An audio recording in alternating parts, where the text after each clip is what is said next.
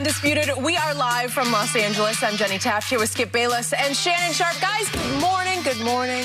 About to be 2-1. I would like to congratulate your Los Angeles Lakers on winning their first-round playoff series over the now setting Suns.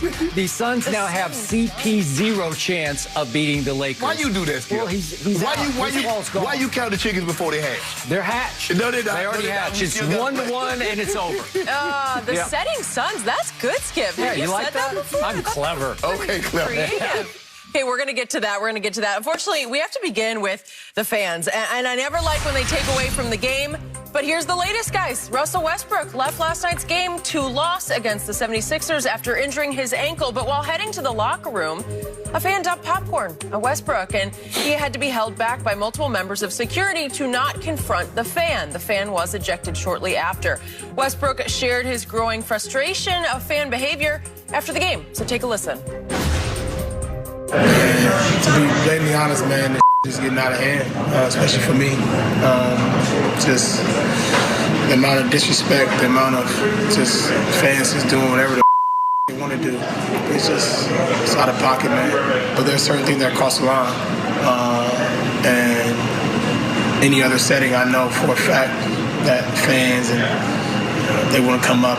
A guy wouldn't come on the street and pour popcorn on my head because he know what happened. A guy wouldn't come up to me and talk mess about my kids or family on the street because the response would be different. In these arenas, you got to start protecting the players, man. We'll see what the NBA does. Okay, so we heard from Russ, but meanwhile, in New York last night, a video was tweeted out highlighting a fan also potentially spitting on Trae Young as he was inbounding the ball. Trae laughed it off in a tweet, calling it crazy, but coupled with the Westbrook incident, it certainly it's raising a lot of eyebrows right now, guys. And I'm curious your thoughts here. Shannon, how can the NBA fix this?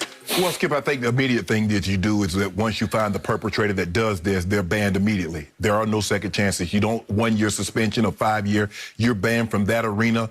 No matter what, then that be it a ball game, a concert, a comedy concert, or whatever the case may be, Skip, you're banned from those premises. And Russell Westbrook is absolutely correct. Skip, the level of disrespect that fans are starting to show towards the players is unacceptable. Skip, you just getting fans back, and this is what you do. It's been a couple of months that you've been allowed to come back into the arena, and the way how happy you're excited to be back in the arena, you dump popcorn on the guy, and it looked to me, now I could be wrong, maybe they threw ice, but it looked like someone spit in Trae Young's direction. Skip, I got to have you. Russ is absolutely right. If I'm at a movie theater, you think if I'm sitting there watching a movie, somebody's going to come dump popcorn over my head? Do you think if I'm walking down the street, someone's going to come spit at me? Skip, I've always prided myself, and my grandfather used to always tell my brother and I, boy, every man, and he meant men and women, but deserves a certain level of respect. Yes, no, excuse me, I'm sorry, my bad. Yes, sir, no, sir. I'm going to give you that, Skip. And I'm not saying you ever have to respect me, but I won't allow you to disrespect me. Because once you disrespect me, okay, it is what it is. Now we do what we got to do. Why would you do, Skip, why would you do this? Why would you dump popcorn on the man? So you know what I did it? So he can go tell his friend, man, I dumped popcorn on Russell Westbrook's head. I don't. But you see how many security guards? He knows. Skip, it's kind of like when you're at the zoo and they say don't tap the glass. And what do people do, Skip? Because they know that 5-inch thick glass is protecting them from that silverback or that lion. Why would you? Why? You don't pay enough money. I don't care if you pay $10 million for a front row seat. I don't care if you paid $100,000 to get into the ball game. It doesn't give you the right to be disrespectful. And stop this. No person, you don't make enough money, Skip, to be disrespected. Oh, you making millions of dollars. What? You out your mind. Because Russ makes whatever he makes, he should have popcorn dumped on him. We should be talking about how good the Sixers looked in this game, Skip. Man, they look like a powerhouse. Joel Embiid looked good. Ben Simmons looked good. Tobias Harris. They were playing unbelievable. But the story is not about the game. It's about some dumb jackleg fan trying to be cute, want to tell his boys he dumped popcorn on Russ. They should have let Russ go up in the stands. Because you see what happens? We just had, what was this, like a little over a decade ago in Madison Palace? We had a situation. You see what happened? Somebody dumped some pop through soda. It was actually almost 17 years ago. Okay, almost 2 decades ago. Show you how time flies. And see what happened? Then, my bad. So one day, Skip, they're going to meet the right person on the wrong day. And I'm sorry, and my bad ain't going to help that you-know-what. Yep. But this is ridiculous, Skip, and Russ is absolutely right. The NBA is going to have to get strong on this. The fans, come on, enjoy the game, cheer. I get it. But for a game, you're willing to risk. I just couldn't believe it. I couldn't believe the man is already injured. He's already upset because, like, damn, injured my ankle. So he's already frustrated. And now you dump popcorn as he's walking up the tunnel. Somebody, Trae Young, is trying to look like he's about to inbound the ball, and somebody, Skip, I'm going to lose my job, I'm going to lose everything. Because if you spit, that's the worst thing you can do. The ultimate act of disrespect, man to man, is spitting man on man. Don't spit in my direction. Yep. Don't do it. Because it's not worth it, because I don't even know why somebody would even attempt to do that, because now what you told me, my grandfather used to say, boy, you spit on the ground. So you telling me I'm less than the ground if you spit on me. Man, Russ, these players are a lot better than I am. And I think the thing is, for the football, we don't get that close, because the NBA, Skip, they right up to it. I mean, sometimes they got to back the people up in the front row so they can take the ball out and things like that. But Russ is absolutely right. They're getting out of pocket with this because there are no repercussions. They know they got security. They know the players are going to be fined heavily. But they need to let one of these players whip one of these fans' ass, and that'll shut all this down. Mm-hmm. Okay, we had 2 egregious, completely over the line, over the edge incidents happen last night in NBA playoff games. And I'm going to take them one at a time. I'll start in Philadelphia. And I'll start with Russell Westbrook. And I felt for him last night. He was having a long, hard night to start with. If you look at his numbers, he just had, look, as a team, they were 2 of 22 from 3. He was 0 of 3 from 3.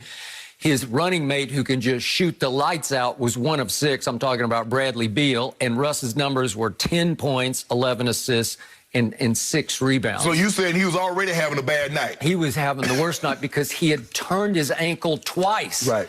And the second time he turned it so bad, he needed to exit. Right. He exited. They're down 17. It's 98-81. Right. So he's pretty humiliated. He does not take losing well at all. He takes it worse than maybe anybody who plays, because he plays with such rage. Right. So he's on hair trigger already as he's walking up the tunnel. And this man, and you can see in the video who it is. It's the man in the red baseball cap with the black sweater draped over his shoulders. And he dumps an entire, what do you call it, a bucket or bag or whatever it is, a popcorn bag. Let's call it a bag of popcorn. He dumped the whole thing on Russ. And it took 4 men to restrain him, because I thought he was going to break loose from the floor. I did too. I thought, damn, Russ stronger than... He is bullish strong. He's got some shoulders on him. But Skip, when you get that rage in you like that... I got it. If he had gotten up and gotten a hold of that man, God knows what would have happened. We would have had Malice in the Palace #2. Yep. And as Russ said right after the game, if that man had done that to me in the street, it would have been very different, because you know and I know what would have happened in the street. Yes. And I guess you could say that dumping popcorn on a man's head in the street would be assault. It is, right? absolutely. Yes, Can't we define it as assault? Absolutely. Well, that would mean that Russ would be within his right to respond in kind. Yep. And you could respond in kind. He even went so far as to say, if you want to talk mess about my family, about my wife or my kids to my face in the street, it would be very different. But he said it happens all the time during a basketball game. And Russ has had various incidents. He has been a target, maybe the biggest target in the league, of fan abuse, verbal abuse. Because I think, Skip, they know how he's wired. Yes. You remember in the bubble, Rondo's brother said something to him, and he had his brother removed. We saw the incident in Utah. He did, so and that fan got banned for life. Right, and I think... And there was another incident 4 years ago in Philly when a fan just flat out shot the finger at him. Yeah. and that fan got ejected. Right. I don't think he got banned. Right. So initially, ESPN tweeted that the fan was escorted out, Right. that he was removed. Russell was told right after the game that no, he said, and I was watching his press conference live, and he said no.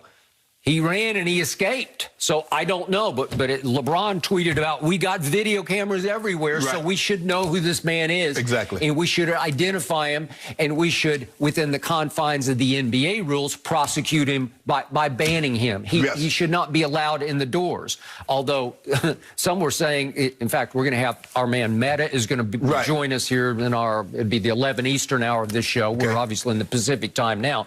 But he's going to join us to talk about how he reacted, and I read a story with him this morning, and one of the things he said was, I want that guy back. You know, I want him to come back because I want him prosecuted within the letter of the NBA law. Right. You know, yes. I need to read him the Riot Act. Right. So I don't want him to escape into the night, never to be seen again. Right. So I felt for Russ, and yet, how does the NBA fix this? Okay, so the first thing that could happen is, on each of the tunnels through which the players walk up and back, you just close need it off. No, you just need to have a security guard positioned at the top, upstairs on top of the tunnel. And the problem is, sight lines are important when you're selling tickets.